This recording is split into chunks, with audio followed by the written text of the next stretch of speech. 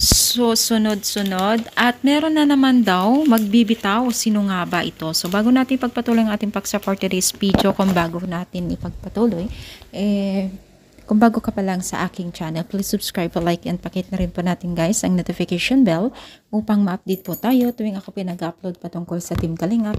At please support po natin ang buong Team Kalingap, lalong-lalo na po kila Kalingap Rab at Kuya Pal. So ngayon na guys, no, naging usap-usapan po ang isa sa mga lately umalis o kusang walk out po sa Team Kalingap Angels, no? So ngayon ay naging usap-usapan na naman ang mga netizens na baka daw may susunod na naman daw na magkakaroon na tanggal na naman sa Kalingap Angels dahil nadadala na daw sila, or baga hindi na daw nagiging normal yung mga takbo ng Kalingap Angels. So sa atin lang ha, wala naman siguro guys kasi napakaganda naman po yung lakaran.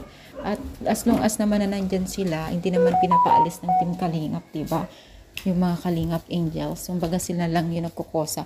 Iba-iba yung case po ng umalis sa Kalingap Angels, no? Malabo yun kasi sobrang close po ng Team Kalingap yung mga naiwan na Kalingap Angels.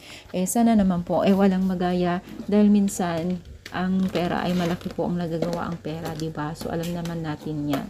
Kaya alam naman natin yung mga naiwan malabo sa malabo naman kasi sobrang close nila itong sila Kalingap Rab at sobrang pasasalamat at nagiging loyal sila kila Kalingap Rab. Kaya malabo siguro yun para sa akin, no? Sayang yung opportunity kung ipagpapalit natin yung panandalihan saya, no?